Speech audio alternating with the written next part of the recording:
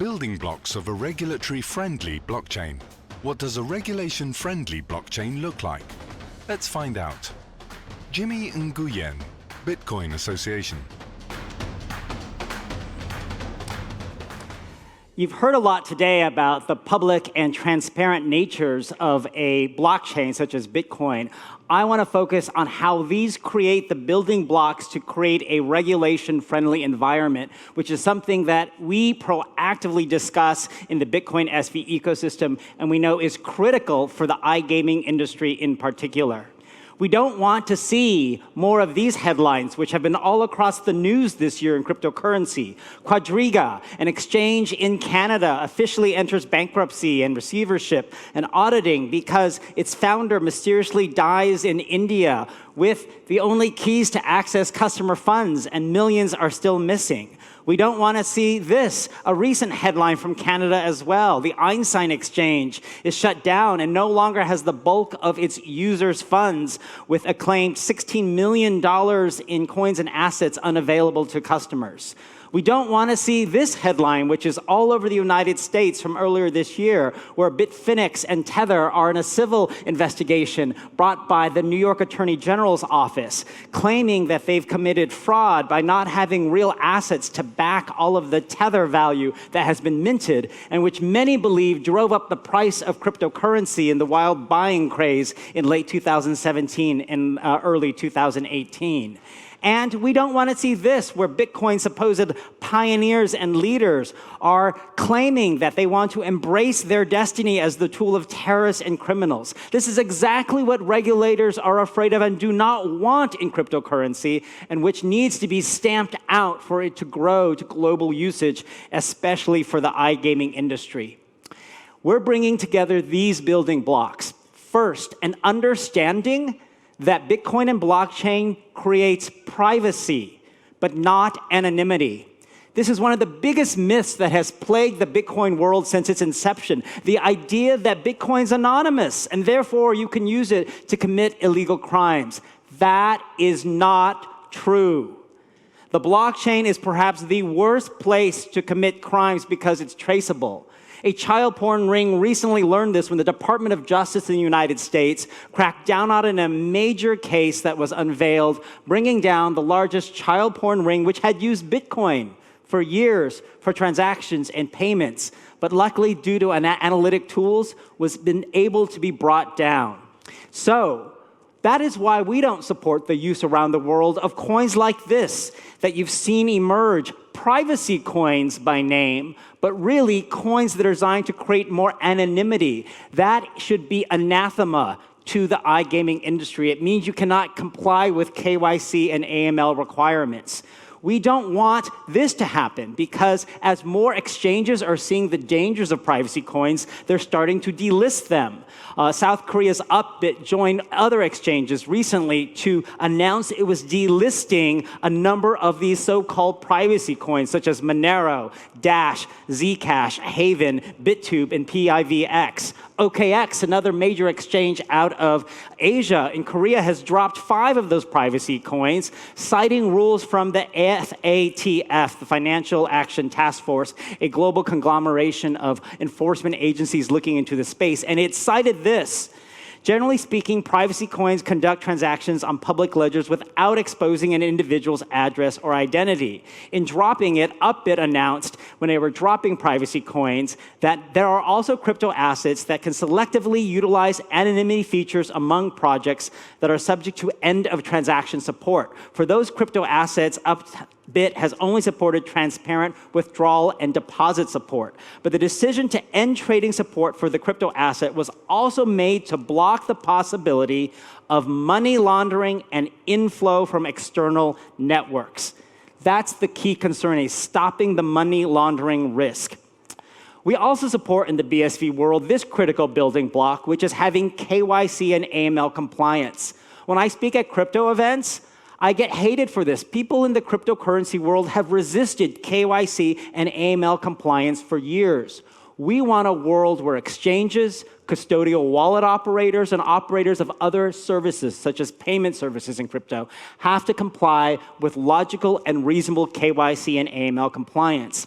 The FATC, which I mentioned earlier, published a virtual assets and virtual asset service provider guidance, which looked into and made recommendations on this very issue. That's going to affect the iGaming industry. In January of this year, in the European Union, AMLD5, the fifth anti-money laundering directive, will take effect. And its big move that affects the crypto world is covering two types of crypto businesses as obliged entities, which need to comply with directives and individual laws in EU member countries for AML and counterterrorism financing legislation. That is any provider of exchange services, crypto exchanges, and custodian wallet providers. Any cryptocurrency wallet service where the service holds the user's private keys. Starting January, they need to comply with KYC and AML requirements across the European Union.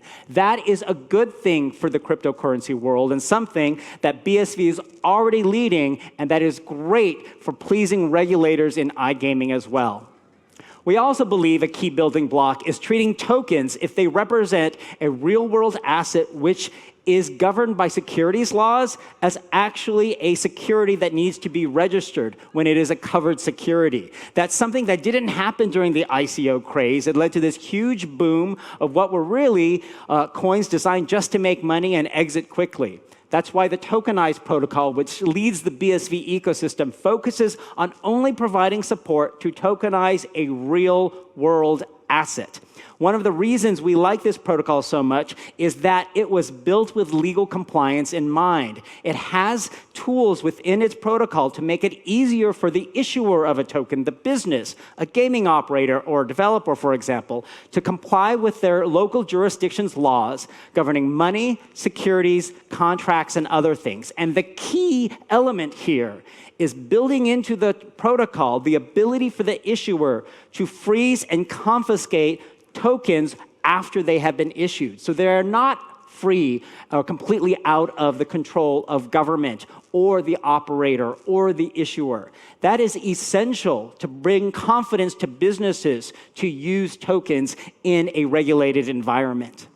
And finally, notice that the blockchain is just a ledger that's public, auditable, verifiable, and transparent. That's why these permissioned or private blockchain systems really aren't blockchains. They're just elaborate databases. The true power and benefits of blockchain are only leveraged by taking into account its auditability and transparent features. You've heard earlier about why online gamers want that. They want that for fairness in play. 91.5% of online gamblers said in a 2013 service that they want some type of reputable third-party report to guarantee fairness in play.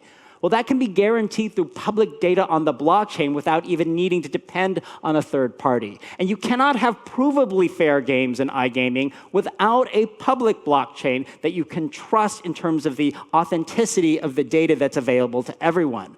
Plays can be checked, as you've heard, by a cryptographic hash function to confirm the results are determined fairly through a client seed and a server seed comparing themselves, as Chloe just explained to you. And as I mentioned earlier, this is coming to the esports world as well, not just casino gaming or sports betting.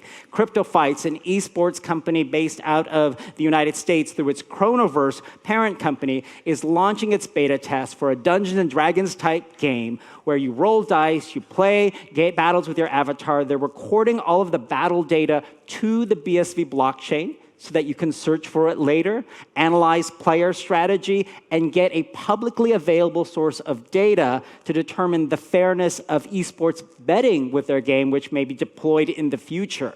It is this use of the transparency of blockchain that I think is most important.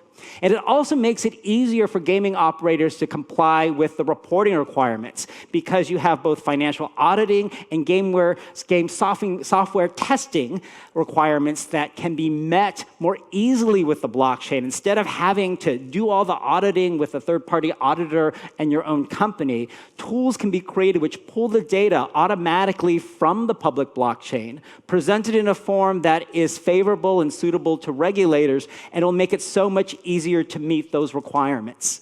So you put all of those building blocks together, having a system that takes into account all of these concerns, you can create the regulation-friendly blockchain that will please regulators and that will also allow new business models for the gaming operators, developers, and affiliates. The only blockchain that's delivering all that and is being proactive about engaging with government and regulators is Bitcoin SV, BSV. Check it out if you want a win for a regulation-friendly blockchain for iGaming. Thank you.